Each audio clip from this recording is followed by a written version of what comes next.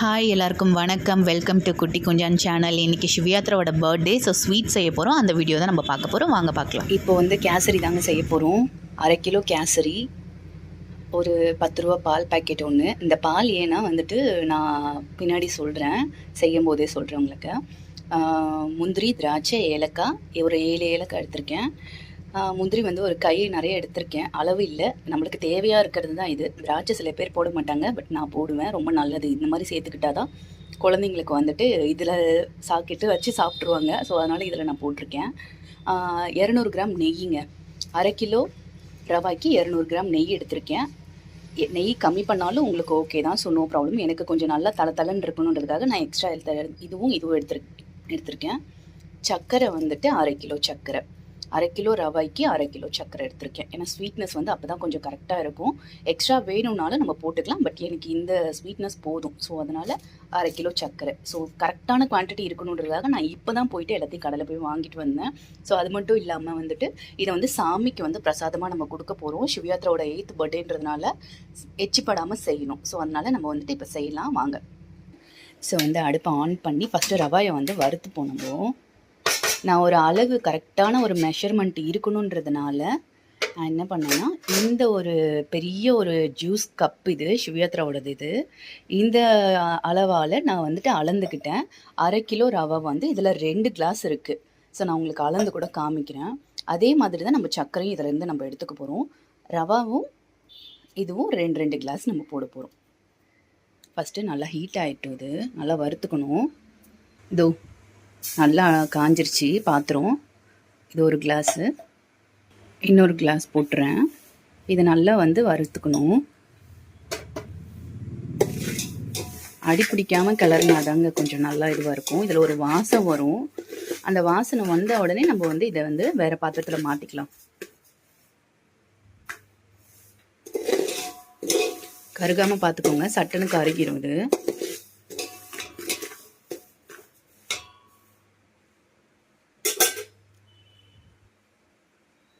எடுத்து பார்த்தீங்கனாலே தெரியும். இங்கே இருங்க, வறுப்பட்டுருச்சுன்னா ஒரு வாசம் வரும் ரவா. ஸோ அதனால் போதும், நல்லா வறுப்பட்டுருச்சு. வேறு பாத்திரத்தில் மாற்றிக்கிறேன். ரவா வேறு பாத்திரத்தில் மாற்றி வச்சுட்டேன். இப்போ பாத்திரம் அதே பாத்திரத்தையே வச்சு அந்த கிளாஸாலே 6 கிளாஸ் தண்ணி ஊற்ற போகிறோம்.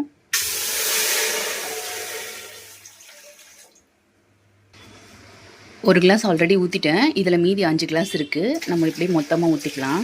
ஏன்னா நான் ஃபஸ்ட்டு கொதி வரட்டும். கொதி வர்றதுக்குள்ளே நம்ம முந்திரி திராட்சையை தாளித்து எடுத்துக்கலாம். அங்கே தண்ணி கொதிக்கட்டும். அதுக்குள்ளே நம்ம முந்திரி திராட்சையை நம்ம வறுத்துக்கிடுவோம். பேன் நல்லா காஞ்சதும் முந்திரி திராட்சை வறுபடுறதுக்கு மட்டும் நம்ம இதில் இது பண்ணிக்கலாம். மீதி ரவாயிலே கிண்டிக்கலாம், ஒன்றும் பிரச்சனை இல்லை.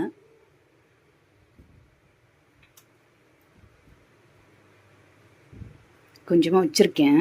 இது லாஸ்ட்டில் பத்தலைன்னா நம்ம நல்லா திரண்டு வரும்போது நம்ம இது பண்ணி ஊற்றி கிளறிக்கலாம். நெய் நல்லா உருகிருச்சு பாருங்கள். இந்த நேரத்தில் முந்திரியை ஃபஸ்ட்டு போட்டுருவோம்.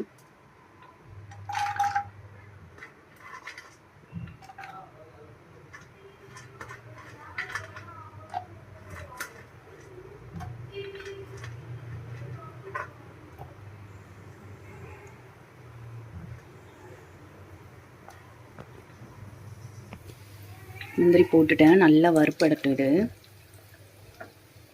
நல்லா வறுப்பட்டுருச்சு. இந்த சமயத்தில் திராட்சையும் போட்டுடலாம்.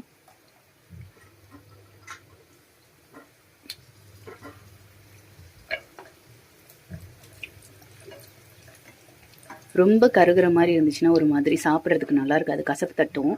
அதனால் இந்த பதம் இருந்தால் போதும். அவ்வளோதான், ஸ்டவ் ஆஃப் பண்ணிடலாம். முந்திரி திராட்சை ரெடி. நான் கலருக்காக என்கிட்ட நேச்சுரலாக எதுவும் இல்லை, குங்குமப்பூ இருந்தது, இப்போ காலி ஆகிடுச்சு. பட் நான் இந்த கேசரி கலருக்கு சேர்க்குறேன். இது நல்லது இல்லை, இருந்தாலும் ஆப்ஷனல் இல்லைன்றதுனால இது நான் ஃபுட் கலர் சேர்க்குறேன். முக்கியமான ஒரு ஸ்டெப் சொன்னேன் இல்லையா, இது நான் அப்புறமா சொல்கிறேன்னு. பாலுங்க, ஃபஸ்ட்டு இந்த பாலை காசி எடுத்துக்கலாம். நம்ம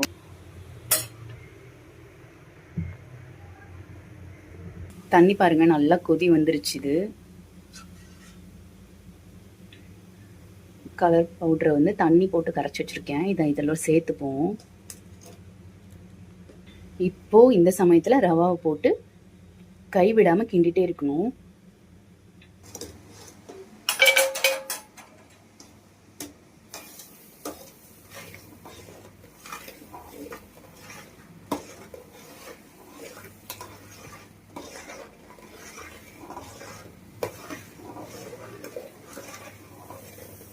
கட்டி இல்லாமல் கிண்டிக்கோங்க, இல்லைன்னா கட்டி ஆயிடுது.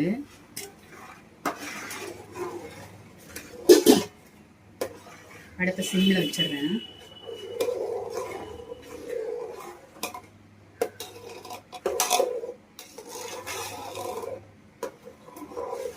இதை வந்து ஒரு மூடி போட்டு விட்டுறலாம் நம்ம.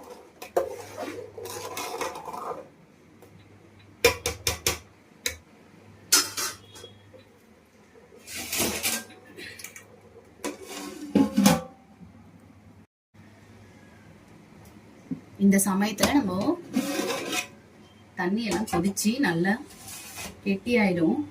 இப்போ கண்டிப்பாக வந்து கிண்டி விடணும்.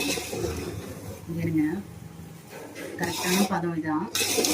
இந்த சமயத்தில் தான் நான் சொன்னேன், அந்த பாலை காசி வச்சுருக்கோம் இல்லைங்களா, இந்த சமயத்தில் அந்த பாலை ஊற்றி நம்ம வந்து பாலோடு சேர்த்து சர்க்கரையும் சேர்த்து போட்டு கிண்டிக்கலாங்க.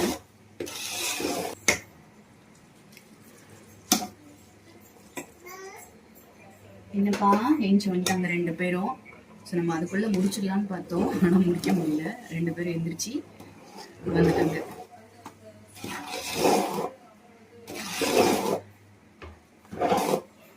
பால் இது பண்ணியாச்சு. இதே சமயத்தில் சர்க்கரையும் போட்டுருவோம்.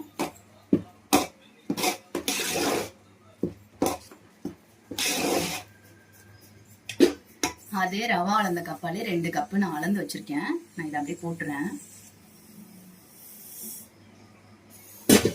இதை கை விடாம கலரணும். இது நல்லா இலகி வரும்.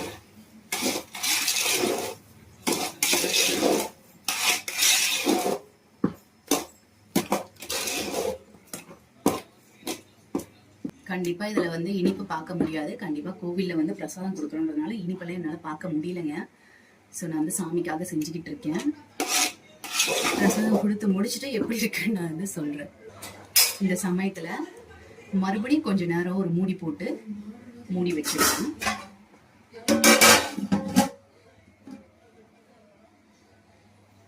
ஒரு 2 மினிட்ஸ் இருக்கட்டும். 2 நிமிஷம் ஆயிடுச்சு. ஓப்பன் பண்ணிடுவோம். சரியான கேசரி ரெடி ஆயிடுச்சு. இப்போ நான் அரைச்சி வச்சிருக்கேன் அந்த ஏலக்காய், 7 ஏலக்காய் எடுத்திருக்கேன். அந்த பொடியும் போட்டாச்சு. வறுத்து வச்ச முந்திரி திராட்சையும் இதில் போட்டுக்கலாம்.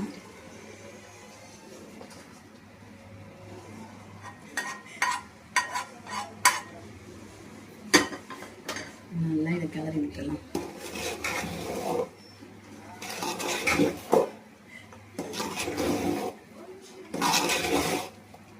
இங்க பாருங்க, இந்த மாதிரி இருந்தாதாங்க இது வந்துட்டு குறைஞ்சிட்டு ஒரு 4 மணி நேரமாவது கெட்டி ஆகாம இருக்கும். இந்த மாதிரியே இருக்குங்க. நான் அதனால தாங்க பால் கொஞ்சம் சேர்த்துருக்கேன். மீதி இருந்த நெய்யையும் நம்ம இதில் சேர்த்துருவோம். மீதி எடுத்து வச்சிருந்தோம் இல்லைங்களா, ஸோ இதில் இன்னும் நெய் பத்தலை. அதனால நான் எல்லா 200 கிராம் நெய்யும் மொத்தமாக நான் இதிலே சேர்த்துக்கிறேன்.